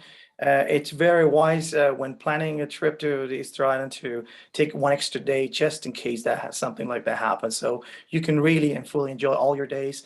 You also have to bear in mind that the weather, that there can be showers, on a daily basis. Sometimes they just last 10 minutes, and you can see the passing clouds, over your head, and you get soaked sometimes, but it's still pretty hot and humid. So it's a lot of fun to walk around and do activities as mentioned by Laura. Definitely is a good time frame, I would say. Are the 2 main places that you would fly out of, is that Lima and then Santiago? That's correct. Yes. But from Lima, you have a stopover in Santiago. There aren't any flights from Lima directly to Easter Island. There used to be, for a short little while, direct flights from Lima to Easter Island, but that not anymore. And this is pre-pandemic anyway. So yeah, I think I was just gonna, sorry, I was just gonna say, during the pandemic, there's nothing right now, correct? There's no. no action. That actually leads us into a highly controversial thing, because islanders are not willing to receive visitors yet, until more or less the pandemic is kind of controlled worldwide. Very interesting. So I have put up a slide to show everybody my physical tours that we're going to be doing in the next few years on the right-hand side. But in the center, you'll see the ways you can tip the guides, Laura and Carlos. You can use Venmo, PayPal. On my website, there's a secure credit card access. And if you are going to use that, please just click on credit cards so that it goes through properly. I know some people forget to unclick the PayPal, so they have some trouble sometimes. So just remember to do that if you are using the website for a credit card. So Laura and Carlos, I don't know how you're going to handle the Q&A back and forth, but I'm going to hand it over right now to Laura to start it off, and then you guys can play ping pong with the questions and see. But if you're ready, I will hand this back over to you, and we'll get through a lot of the questions that are on the Q&A. Great, perfect. So I will start going like in order. I'm sorry if I don't do it like that at the end. But let me see. I have, in what language are these names? Well, the words that we were like teaching you and the name of the archaeological sites are all in Rapa Nui language, that it's, well, the locals language, that of course it has Tahitian and also Polynesian roots, let's say, because they are all part of the same area, this Polynesian triangle. Sorry if you said this, I was a little late. How did the first people arrive on Easter Island if they didn't know there was anything else? I mean, those are theories, like we said before. So what we know is that legend and theory about this dream that the first king of the island had, and that he sent those 7 explorers and they found Easter Island. There was nothing that was really close to Hiva. So we can never prove if there was any other place closer that they could go, but that was like the first place they found. And after giving or passing that information to the king, that's how they decided to move to the island, but there was like nobody there. And that's also the reason why in some other Polynesian islands, once the resources were scarce, they could move because some other islands were pretty close. But in this case, they had to try to survive, even though their resources, maybe they weren't enough, like it happened with the trees, or the times that they had all these problems with diseases, like the smallpox that they brought back from Peru. So they couldn't go any farther because it was too far away from any other place in the world. In addition to what you said, Laura, I think it would be nice for the person who's asking to underline the fact that there is no written information on this. So that's something we mentioned at the very early on in the presentation. So everything it's oral tradition, as local people say themselves. So sometimes the versions may vary from person to person, from generation to generation, but at the end of the day, you come up to the same conclusion that that more or less the history of Easter Island is rebuilt or reconstructed based on the past generations' experience, direct experience or indirect experiences. So that's something important to mention. There was another question about language spoken in the island. Languages for the tours, which I think is a different thing. It refers to what languages the tours are offered. I think the most common that I always get to hear, obviously English, but a lot of French, a lot of German as well, and Chinese. Those are like 4 languages that I often get to listen to. And there's a number of Italian visitors that really love also the going to the island. And so that would be maybe a 5th language. I have my list of questions just moved. I don't know where I was. I just have one here right in front of my eyes that talks about if we know what cruise companies stop at Easter Island. In some of my pictures, you could see one cruise that was the same in all my pictures. First time I was there, there was an Antarctic cruise that it's a French company called Ponant. So they were doing like the repositioning of the ship from Europe all the way to Antarctica.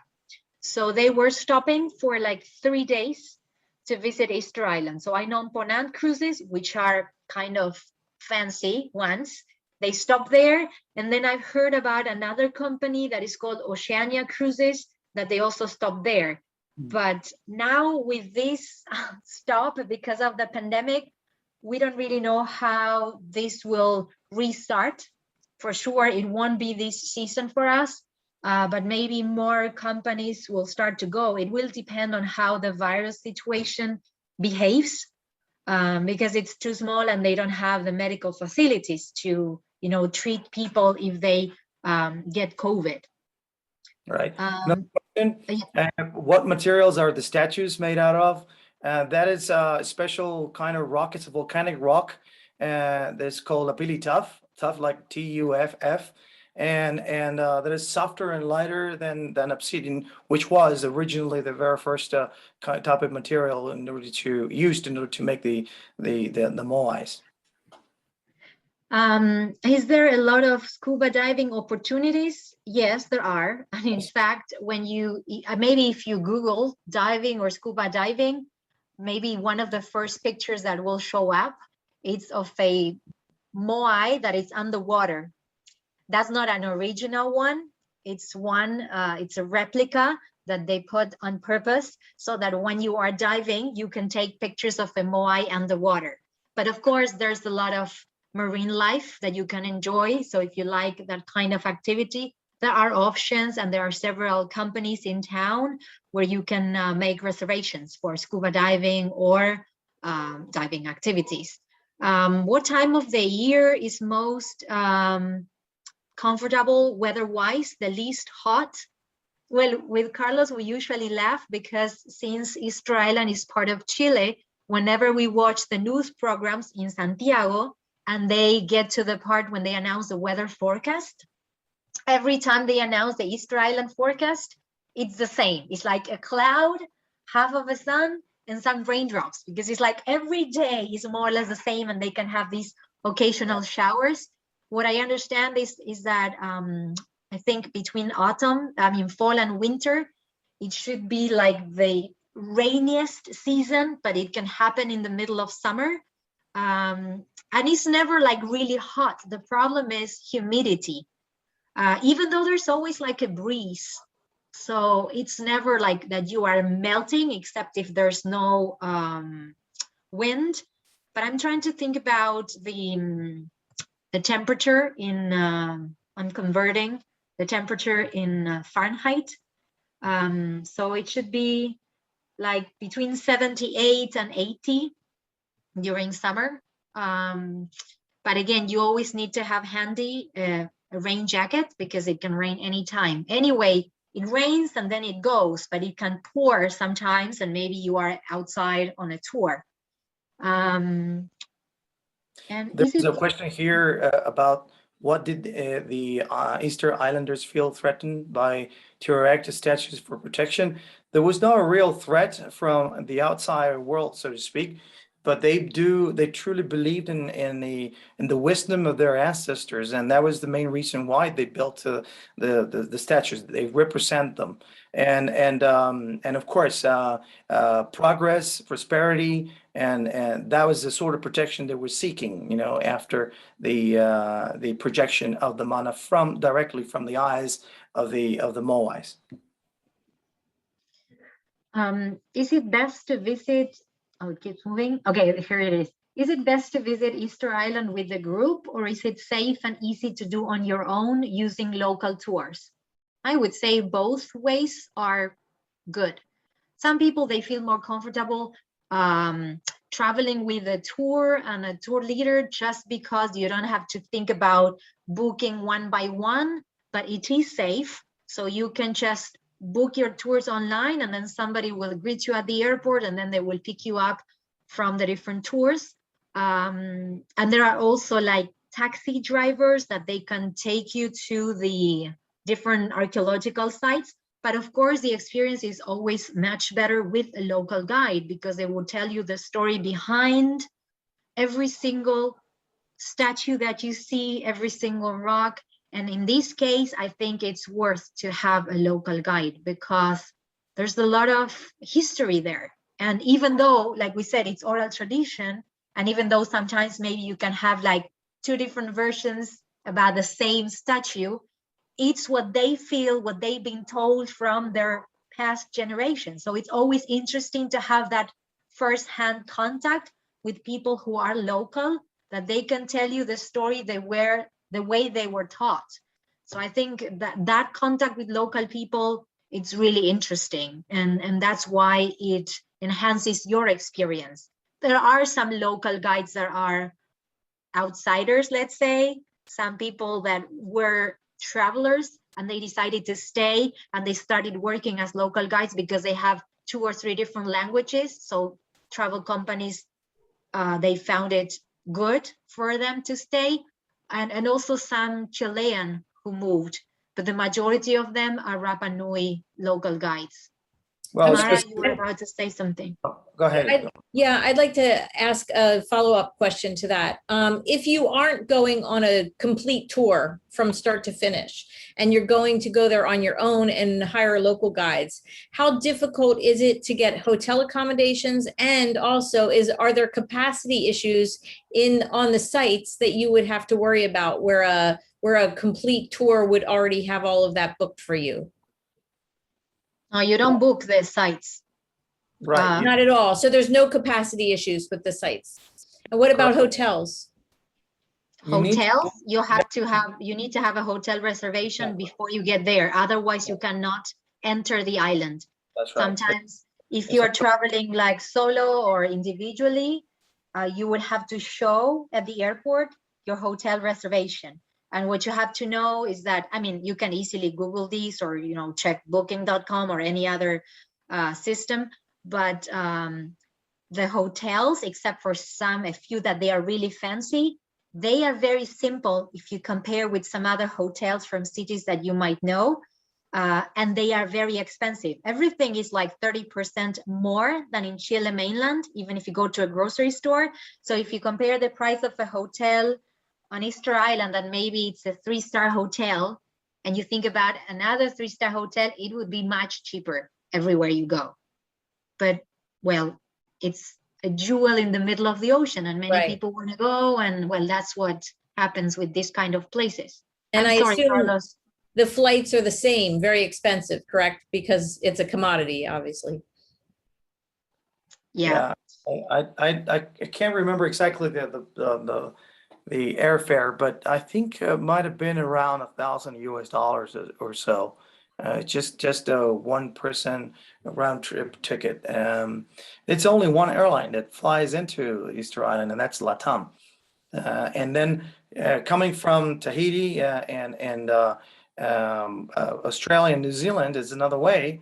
There's Qantas that flies into Tahiti. As far as Tahiti is, so they just they're partnerships. So they work together in these two airlines to bring passengers back and forth from those different destinations into the island.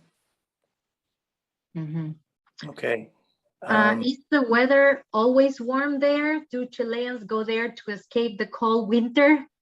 Well, like we just said, Easter Island, it's very, very expensive for the, regular Chilean families. So they would go abroad instead of going to Easter Island. If you ask Chileans, it's not easy to find people who have been there because it's very expensive. So that happens in Argentina and Chile, that some of the places that belong to your country are very hard to get for locals because of the prices. It's even more expensive sometimes than if you want to go to Miami. For sure, from Santiago, you would find more better deals to go to the US than to fly to Easter Island.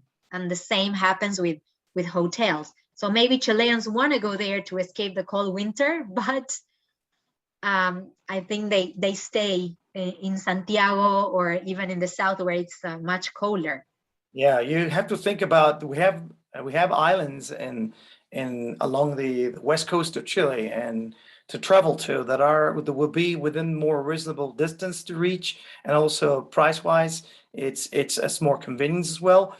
So Easter Island is the destination perhaps for, let's say, honeymooners, for instance, or families to really take nice long holidays.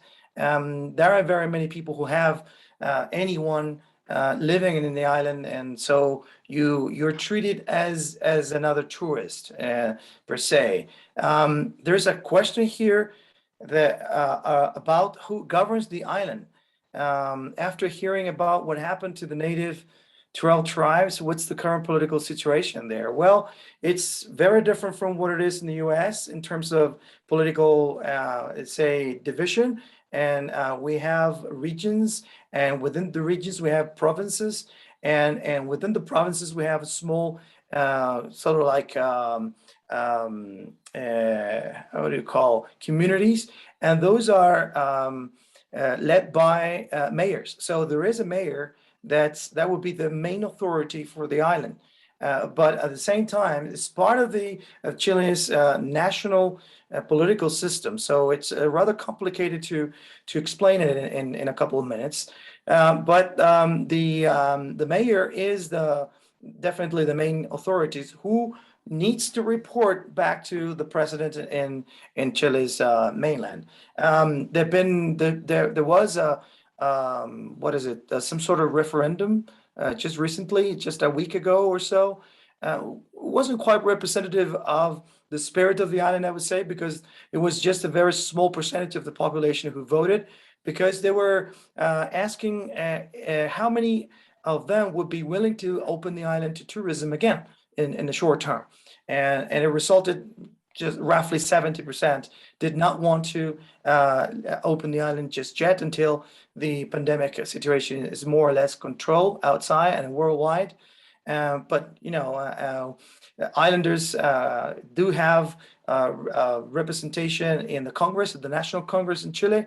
We're going through a rather, I would say, harsh political changes and situation in the country today. With writing and the new constitution for the year to come. So that's the kind of answer I can give to that question. I saw a few people are asking about mosquitoes or insects. We usually suggest that you bring mosquito repellent. We don't usually need it. But since sometimes you are, early in the morning, if you go for the sunrise or late in the evening for sunset, it can happen that there are mosquitoes, but not a lot. But for a person like me, for example, that I'm after living in the south where it's cold, I'm not used to any kind of insects. Every time I go to Easter Island, it's like a challenge because there are some insects that can even be in your hotel room, like spiders, for example. And so I can run about all around my room because I don't want to kill it, but I don't want to sleep if that insect is in my room. So sometimes I kind of, as soon as I check in, I kind of walk around and inspect the room for a little bit, but nothing that really bothers. It's just that I'm not used to that. But of course, because of the weather and being an island, you find more insects than in some other places where we go. But just the mosquito repellent is good. You can buy them in town, but of course it will be more expensive. So you can buy it, if you didn't bring it from abroad, you can buy one in Santiago before you leave. There's a question here about if renting scooters to drive yourself it's feasible. Yes, definitely. I'm a motorcycle rider myself, so I just wanted to pick that question. Yes, definitely. You can ride scooters yourself. Well, of course, you have to show is your driver license and that you're eligible to drive one of those scooters. Very, very easy, cheap. And there's only one gas station, by the way, and fuel is brought and shipped from Chile mainland twice a month. So there is a ship that brings goods, building materials, cars, spare parts, tools and stuff like that, to the island directly from mainland. Did Hiva Island ever have a problem since the king had the dream? Well, that's part of a legend. We don't even know if Hiva existed. It is supposed that what they called Hiva was one of the Marquises Islands, but nothing that we can prove if that island sunk like he was told on that dream. That's part of the oral tradition, like we've said before. Let me see, I saw some. Carlos. Tell us more about the beers, somebody says here. Well, I have a beer drinker here, so yeah, it's I think there's a second one, a brewery going on in the island in recent months. This is pre-pandemic. I don't know what happened to it, but anyways, yeah, they're pretty good. The water, it's the key element for making a good beer, so it's highly recommended. Highly recommended. Some people mentioned two different people mentioned about the dog that was sleeping right under the traveling Moai. He's so cute. No, there's nothing to do with that dog. I found it there. That was a picture I took of one of my travelers. But when you are in town, there are dogs everywhere. In general, they are all really friendly. And if you walk along the coast or around town, they would start following you. So they would be your companions along the way. So many people, they find the dogs as friends, and they follow them during the whole stay. But Easter Island has several dogs, I must say. Right. There's a question here. Do we know if the faces were meant to be carvings of actual living at the time people? Not that I know of. However, what we can mention about is that over time, the Moais didn't only become larger in size and heavier in weight, but also more stylish in their designs. And the carvings on the backs, for instance, can tell one a specific time from the other. The same thing is explained when you take a look of the physical features.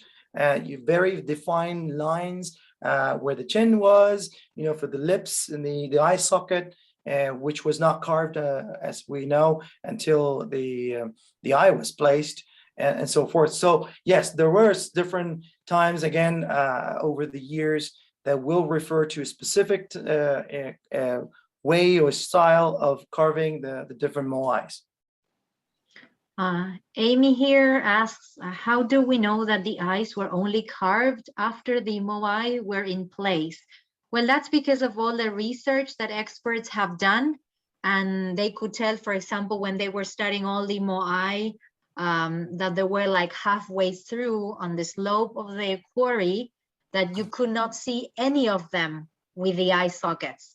And then the ones that were on the platforms are the ones that they have the sockets. So that's how they could tell, because of all the studies that they have made, that they were carved once they were in place. But just because they studied and followed the different stages of the carving of each statue, that's the only way they could know that.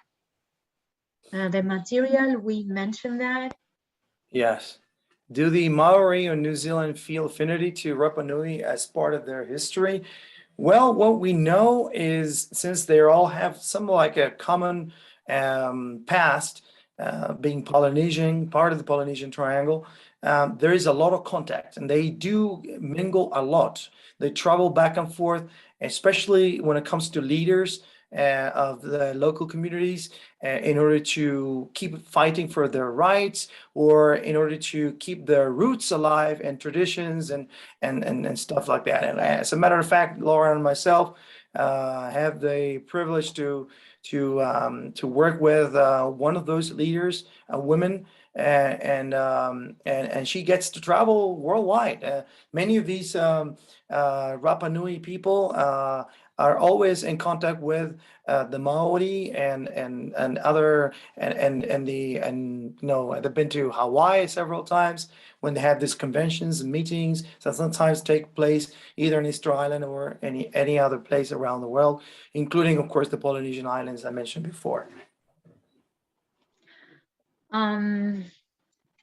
Is there much crime on the island? Not that I've heard of, even though, like, on the way to one of the hotels where we used to stay, there is a prison, but I don't really know or haven't heard if there are too many people in there.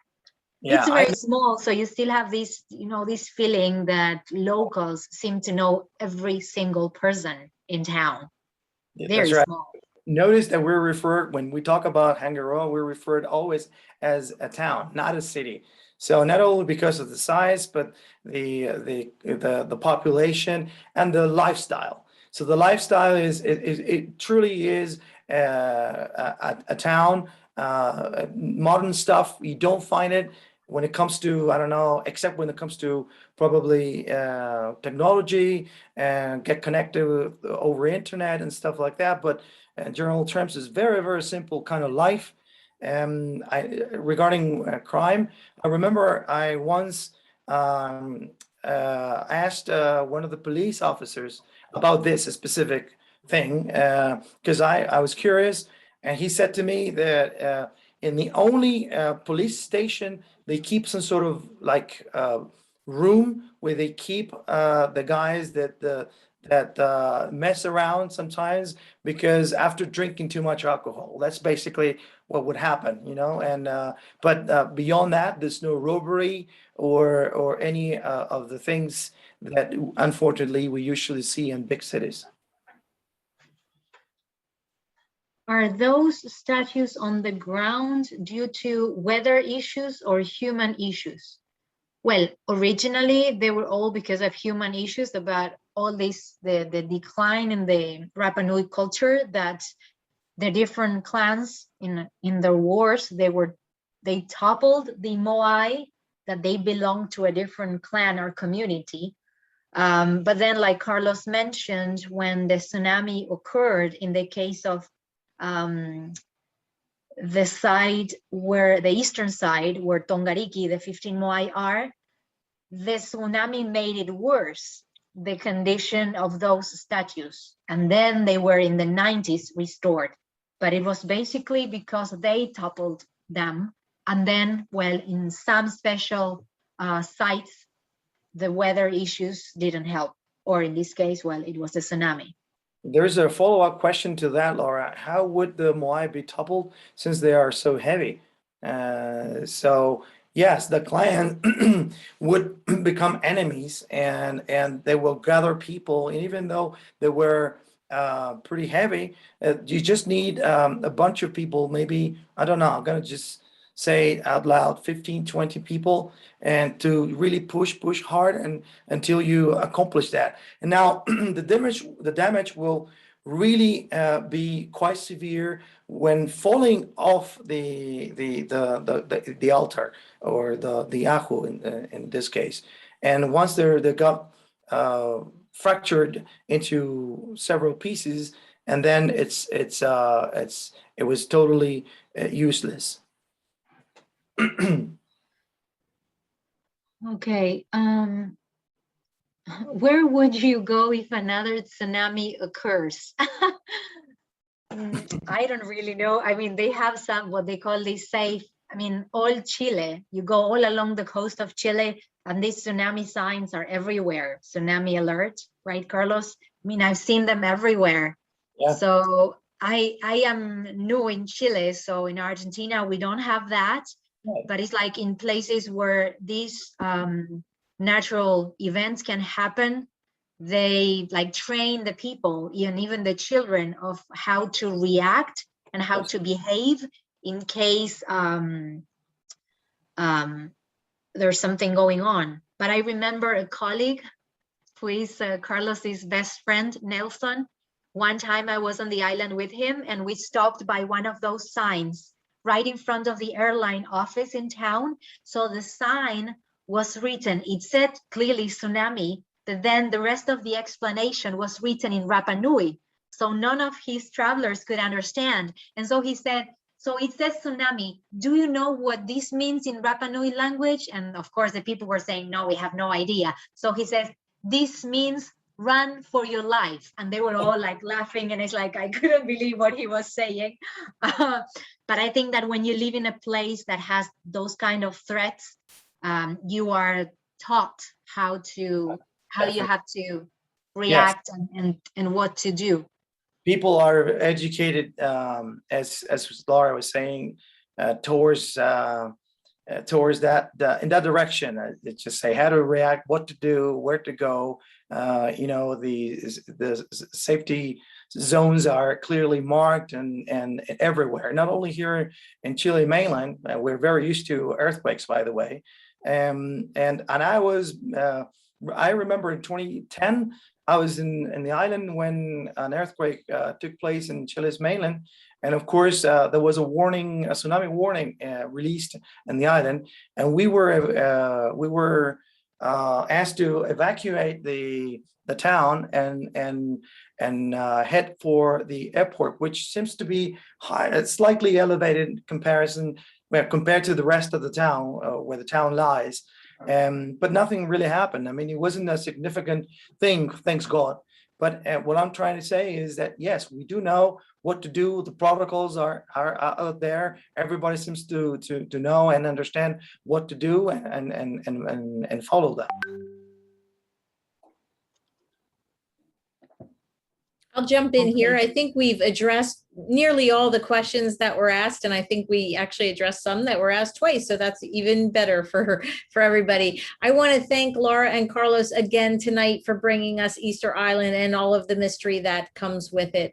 I also want to just say to everybody to go online and look at the upcoming virtual tour presentations and register for them. We did put one for every week from now until the end of the year. So please register. And thank you everyone for coming out today, whether it's morning, noon, or night.